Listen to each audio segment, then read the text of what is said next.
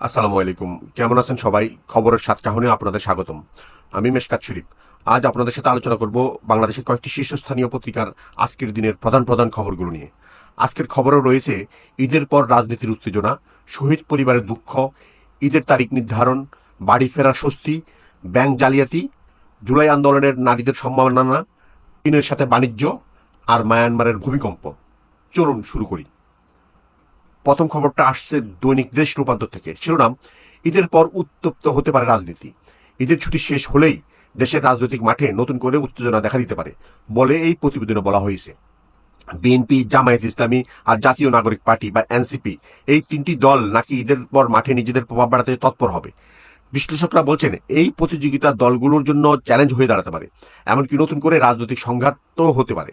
এখন প্রশ্ন হচ্ছে, প্রত্যেক দলের চাওয়া কি? বিএনপি চায় সংস্কার শেষ করে দ্রুত নির্বাচন, জামায়াত বলছে প্রয়োজনীয় সংস্কারের পর নির্বাচন, আর এনসিপি চায় গণপরিষদ নির্বাচন। এই ভিন্ন ভিন্ন দাবির কারণে পরিস্থিতি উত্তপ্ত হওয়ার আশঙ্কা দেখা যাচ্ছে। অন্তর্বর্তী সরকার বলছে ডিসেম্বর থেকে জুনের মধ্যে জাতীয় নির্বাচন হবে, তবে গত 5ই অগাস্টের রাজনৈতিক পট পরিবর্তনের পর সংস্কারে কিছুটা সময় লাগতে পারে বলেও ইঙ্গিত দেওয়া হয়েছে। বিএনপি ঈদের পর জেলা আর বিভাগীয় পর্যায়ে সমাবেশ করবে, জামায়াত তৃণমূলে পুনর্গঠন শুরু করেছে, আর এনসিপিও তাদের কমিটি গড়তে ব্যস্ত। এই পরিস্থিতিতে সবাইকে একটু ধৈর্য আর সংযম দেখানো উচিত, তাই না? এবার আসি পরের খবরে। এটা মানব জমিন পত্রিকা থেকে। শিরোনাম: শহীদ পরিবারে ঈদ নেই। এই প্রতিবেদনটা পড়ে মন ভারী হয়ে গেল। ফ্যাসিবাদী শাসনের অবসানের পর এবার সাধারণ মানুষ মুক্ত পরিবেশে ঈদ উদযাপন করতে পারছে, কিন্তু যারা এই স্বাধীনতার জন্য জীবন দিয়েছেন তাদের পরিবারে ঈদের আনন্দ নেই। শোক আর বিষাদে ভরা তাদের দিনগুলো। প্রতিবেদনে বলা হয়েছে, গত বছর এই শহীদরা তাদের স্বজনদের সাথে কেনাকাটা করেছেন, ঈদের আনন্দে মেতেছেন, কিন্তু এবার তারাই শুধু স্মৃতি। ঈদের দিনে অনেক পরিবার প্রিয়জনের কবরের পাশে কান্নায় ভেঙে পড়বে। অনেক বাড়িতে বিশেষ করে খাবার রান্না হবে না। কারো কারো পরিবারে একমাত্র উপার্জনক্ষম মানুষটি চলে গেছে, তারা এখন অসহায়। এই পরিবারগুলোর দিকে আমাদের সমাজের একটু নজর দেওয়া উচিত, তাদের পাশে দাঁড়ানো উচিত। এই শহীদদের ত্যাগের কথা মনে রাখা আমাদের সবার দায়িত্ব। চলুন দেখি আরেকটা খবর। এটা আজকের পত্রিকা থেকে। শিরোনাম: জমজমাট রাজনীতির ঈদ। জুলাই গণ অভ্যুত্থানের পর দেশের রাজনীতির হিসাব নিকেশ বদলে গেছে। এবার ঈদ এসেছে এক নতুন আবহে। আওয়ামী লীগের 16 বছরের শাসনের সময় চাপে থাকা বিএনপি, জামায়াত আর অন্যান্য দলের নেতাকর্মীদের জন্য এবার ঈদ অনেকটা স্বস্তির।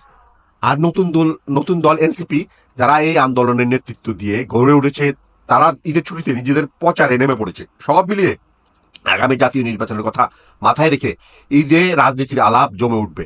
এখন দুটো শব্দ সবচেয়ে বেশি শোনা যাচ্ছে: সংস্কার আর নির্বাচন। এই দুটো নিয়ে সব দলের মধ্যে আলোচনা আর পরিকল্পনা চলছে। এটা দেখে মনে হয় রাজনীতি এখন জনগণের কাছাকাছি আসছে, যা গণতন্ত্রের জন্য ভালো লক্ষণ। এবার আসি দৈনিক সমকালের খবরে। শিরোনাম: চাঁদের উপেক্ষায় ঈদ। রোজার দীর্ঘ সময় সাধনার পর ঈদ উল ফিতর আসছে আনন্দের বার্তা নিয়ে। এখন শুধু পশ্চিম আকাশে শাওয়ালের নতুন চাঁদের অপেক্ষা। আজ রোববার সন্ধ্যায় জাতীয় চাঁদ দেখা কমিটি বৈঠকে বসবে, যেখানে সারা দেশের তথ্য পর্যালোচনা করে ঈদের দিন ঠিক হবে। চাঁদ দেখা গেলে কাল সোমবার ঈদ, না হলে পরশু মঙ্গলবার। এই অপেক্ষাটাই আমাদের সংস্কৃতির একটা অংশ। বাড়িতে সবাই প্রস্তুতি নিচ্ছে, কেনাকাটা, রান্নার আয়োজন। চাঁদের সেই ক্ষীণ আলোই আমাদের হৃদয়ে আনন্দ ছড়াবে।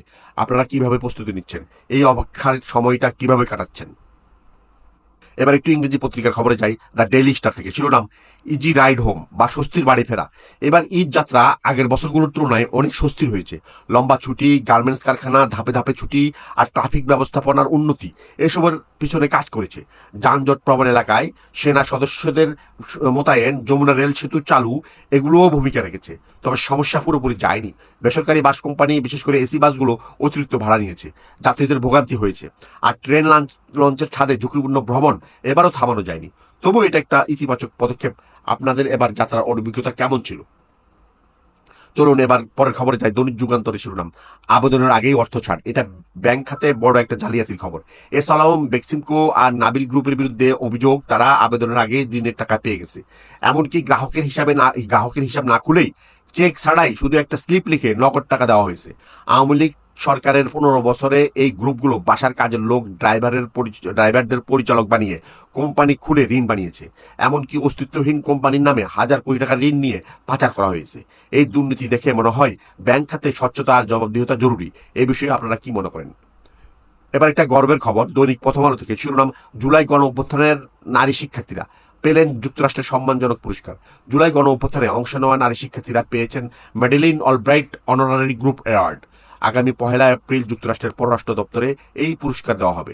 মার্কিন পররাষ্ট্রমন্ত্রী মার্কো রুবিও আর ফার্স্ট লেডি মেলানিয়া ট্রাম্প এই আয়োজন করবেন। ডক্টর মোহাম্মদ ইউনূস এদের অভিনন্দন জানিয়েছেন। প্রতিবেদনে বলা হয়েছে, জুলাই অগাস্টের আন্দোলনে তাদের সাহসী ভূমিকার জন্য এই সম্মান। এটা আমাদের তরুণদের জন্য বড় প্রেরণা। এবার বণিক বার্তার খবর শিরোনাম, 6 বছর ধরে শুল্কমুক্ত সুবিধা পেলেও চীনে বাড়েনি বাংলাদেশি পণ্য রপ্তানি। 2020 সাল থেকে চীনে 97% পণ্য শুল্কমুক্ত সুবিধা পাওয়া যায়।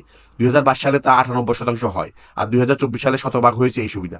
2028 সাল পর্যন্ত থাকবে, কিন্তু রপ্তানি বাড়েনি। 2018-19 সালে $83 কোটি পণ্য রপ্তানি হয়েছিল। 2023-24 সালে তা কমে $71.5 কোটি হয়েছে। এটা দেখে মনে হয় আমাদের বাজারের কৌশল আরো শক্তিশালী করতে হবে। শেষ খবরটা দৈনিক সংবাদ থেকে শিরোনাম, মায়ানমারে ভূমিকম্প, ধ্বংসস্তূপ, খালি হাতেই চলছে আটকে পড়াদের উদ্ধারের চেষ্টা। শুক্রবার দক্ষিণ পূর্ব এশিয়ায় আট দেশে ভূমিকম্প হয়েছে।